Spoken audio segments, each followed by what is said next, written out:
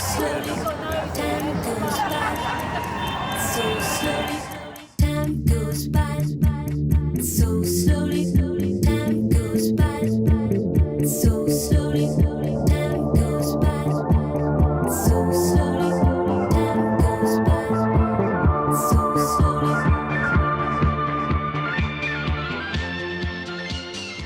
I'm Duniya Dhoom, which in Hindi means world destroyer. So Duniya means world, Dhoom means destroyer. So together, world destroyer. My name is Lujane Oud, and Lujane means silver. So silver Oud. Drag is like an art form. It's like a painting. You can just, it's like a hobby. It kind of keeps like, I feel like this, what I am right now is just for a show. Like I wouldn't really be in this every day. Amplified persona, creating character. It really is all about creating character. It's that small bit of you inside you that you just put a magnifying glass on and go like, let me see what you are, and you amplify it. Drag, it can mean anything to anyone, but for me personally, it means female impersonation. I want to look like a female, but I don't want to become a female. Mm-hmm. At first, I actually thought I was going to be trans, because I thought the only thing that I know is men and female. And that's when like RuPaul Drag Race came on. And I was kind of like, wait, that's me. That I'm doing that right now. And I kind of realized that like I don't need to like transition just to be one thing. It's not always about beauty. Sometimes it's about punk. Sometimes it's about the ugly. Sometimes it's about just being grotesque, because the references or the style that I use is very alternative. What I love about it is like, it really shows the type of person you've grown up to be. I love the aspect of like escaping from reality. I love like putting that stage light on, getting on for like a good 4 minutes, dancing my heart out, everyone eating it up, and then end again. So I'm more of a fashion queen, but I focus on North Africa and Middle Eastern fashion, but using Western references. So like, cause I've been brought up in London, right? Culture is a bit like 50-50. And it puts you in a bubble, because if you don't meet anyone else like that, you're just by yourself.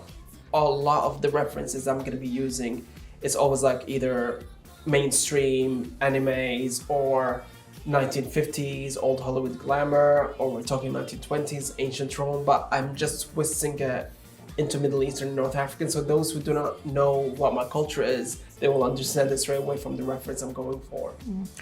Being Asian and being in my Bollywood style is me. Like it's always gonna be in me, like I can't change that. So instead of hiding it, I'd rather embrace it. Living in Kuwait, which is a very homophobic country, and we also have like laws against gays, but I had a lot of Kuwaiti friends and Moroccan friends.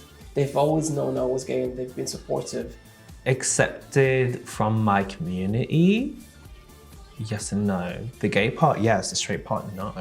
There's two ways of to turn into a drag queen or a drag king. Either you've been oppressed so much so that you just want to express it, or you've been supported with your expression that now it just comes naturally. And thankfully I've been supported by my school, my teachers when I was young. It's bittersweet. There's always a bittersweet, because part of me feels like we're heading to the right direction, but I think we just need a voice.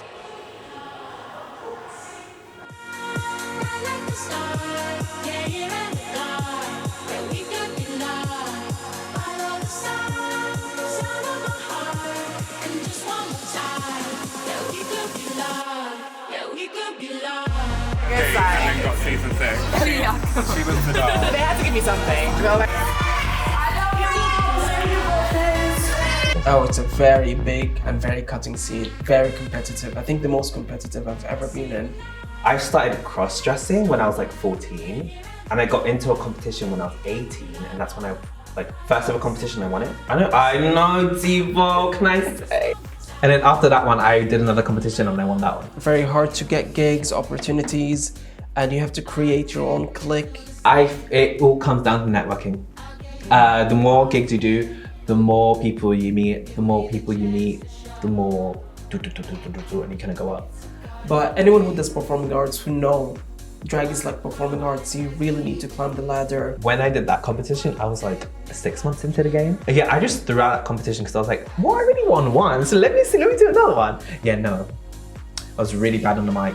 horrible, horrible, horrible. But now, you see me on the mic now. I'm so much more friendly, more like out there. I've grown so much from that. Someone like Bear Queen.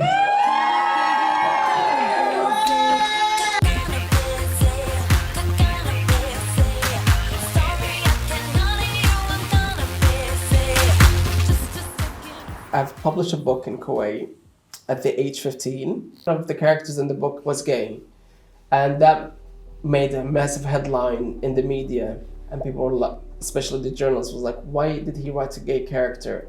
So they digged into my school life and they realized I was gay. And I was like, yeah, that's very dangerous. 3 years ago, 4 years ago, there was almost like a choice. Either I have to be straight and not use any form of gay agenda in my books or in my career, or leave it all behind and just start new.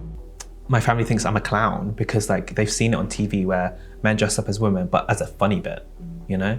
So in Hindi and stuff like that, like Bollywood, male characters will dress up as females. Like they'll put like a fat mole, they'll wear long hair, but they'll look really masculine, but still they're basically making fun of the femininity in a man. You know, because I'm giving you a femme illusion, now I have to sexualize myself. It's not as open as I thought it would be. I was wearing a ballet dancing outfit, and someone who obviously was a drag artist in London came and tried to rip it off and said, you need to show more skin.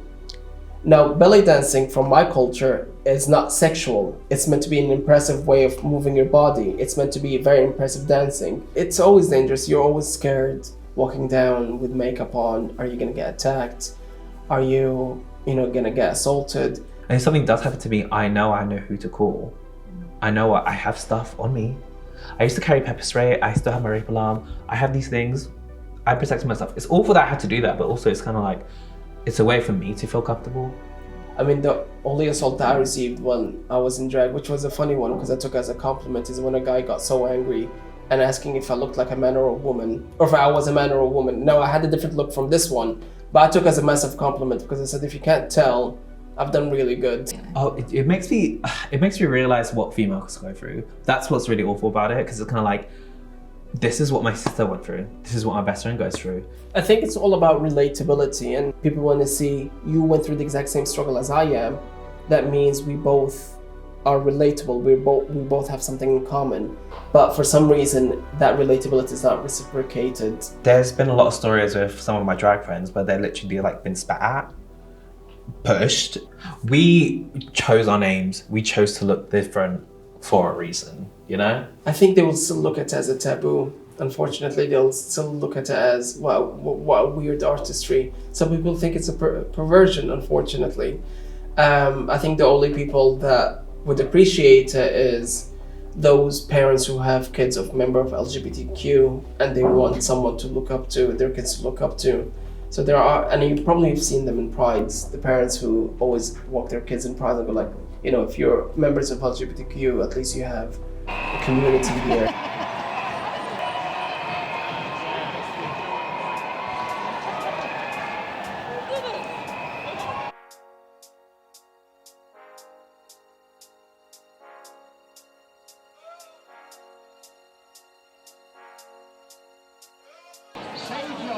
I think Drag in London is amazing. It's hilarious, funny, very like edgy and crass, but everyone's in the joke, everyone laughs with you. Like if you get insulted by a drag queen, it is the biggest honor you can have. Everyone feels welcome in a drag show.